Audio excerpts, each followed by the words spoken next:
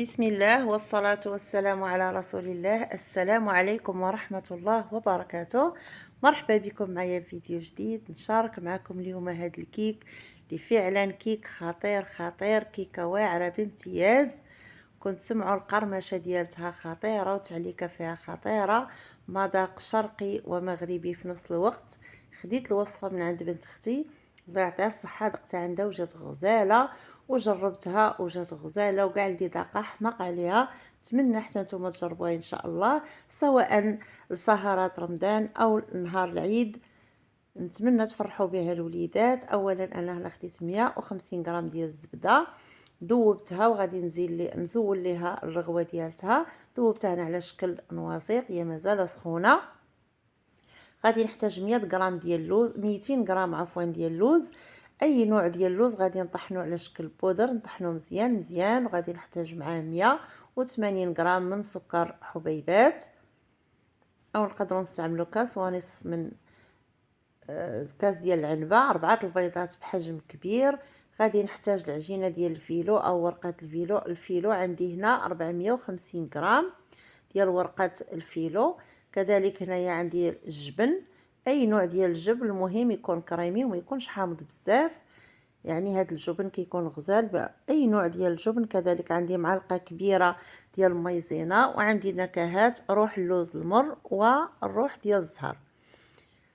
اولا غادي ناخذ البيض مع السكر حبيبات، وغادي نضيف لهم النكهات ونخلطهم ونحتفظ بهم حتى تبرد الزبده، لان الزبده مازال سخونه. الا ضفناها وهي سخونه من طبيعه الحال غطيب لينا البيض. كتشوفوا اللون ديال الزبده راني ذوبناه حتى ولات عندنا زبده نوازيط. من بعد انا خديت العجينه ديال الفيلو او الورقه ديال الفيلو، غادي نقطعها على الطول على 3 ديال الاشرطه، ما نقطعوهاش على الطول باش ما تعذبناش، هكا على الطول من الاحسن.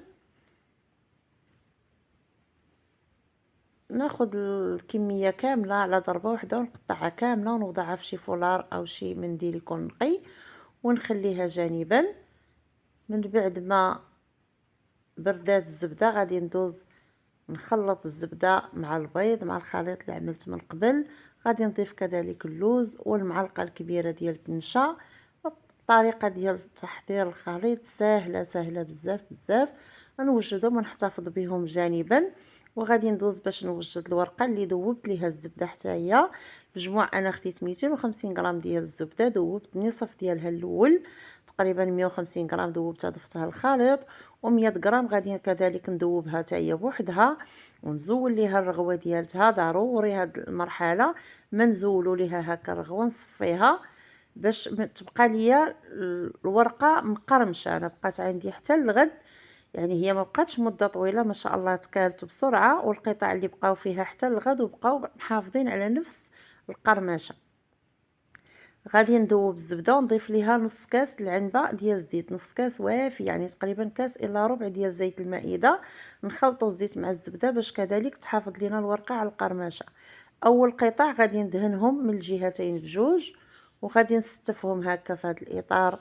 من الاحسن يكون عندنا هذا الاطار اللي كيتحل من الجناب باش ما يعذبناش مني نبغيو نزولوا الكيك ديالنا، تبقى محتفظه على المنظر ديالها وعلى التوريق ديالها. غير الاولين فقط اللي دهنتهم من جوج وجوه، من بعد غادي نبدا ندهنهم غير من الوجه اللي كيشوف عندي، الوجه اللي في الاعلى والوجه اللي في الاسفل. راه كتكون الورقه اللي من قبل مدهونه وغادي تدهن معها.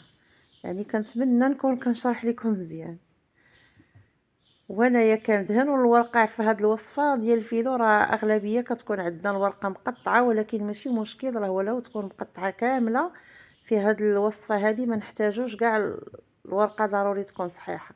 الا كانت صحيحه راه كتجينا الخدمه سهله، وحتى الا كانت مقطعه راه حنا كنخدموا بها على محل خاص. مهم نعمروا القاعده ديال هذاك الاطار كامله بالشكل متساوي، وحنا غاديين على هذا الشكل.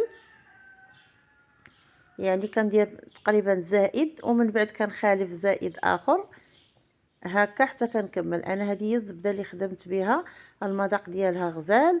خديت البدويه فيها 200 غرام وضفت عليها 50 غرام من هذه الزبده اللي كتباع للعبار، كتباع في بيم، في مرجان، يعني في كاع المحلات التجاريه الكبرى راها كتباع فيهم. في المجموع كيف قلت لكم عندي 250 غرام ديال الزبده.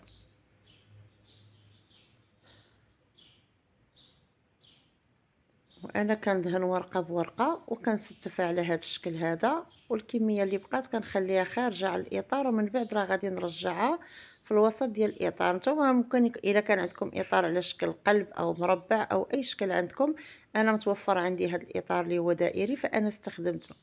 هنا عملت جوج ديال، انا قطعت الورقه على 3 ديال القطع، عملت جوج ديال القطع الاولين كاملين عمرت بهم الاطار، وواحد صمطه وحده غادا تبقى عندي هي اللي غنزين بها في الاخير. فانا خديت هذا النوع ديال الجبن، ممكن تستعملوا جبنه كيري اللي كتكون في البواطات او جيرفي. كاين بزاف ديال الانواع ديال الجبن اللي هو كيكون كريمي، ما كيكونش ميه، كيكون ناشف تقريبا. وضفت انا معلقه ديال المايزينا هكا، الا كان شي سائل في الجبن كتعاود تشربوا لينا ديك المعلقه ديال المايزينا اللي ضفت مع اللوز.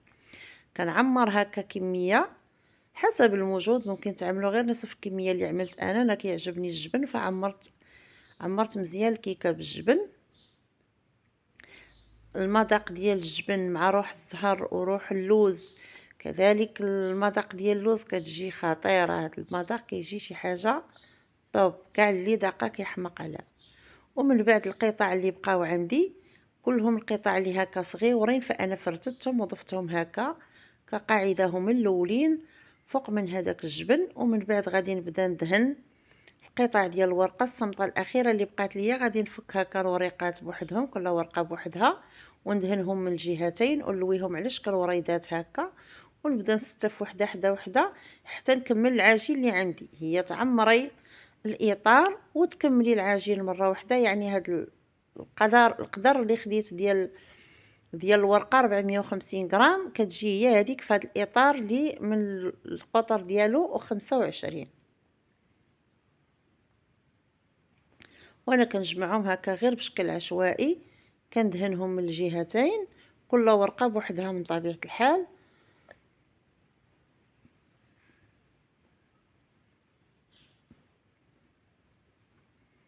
وكنلويهم هكا كيف ما كتشوفوا. الطريقه راها سهله وكنستفوا وحده حدا وحده كيجينا الشكل ديالها بعد ما كطيب بحال الشكل ديال العشيشات.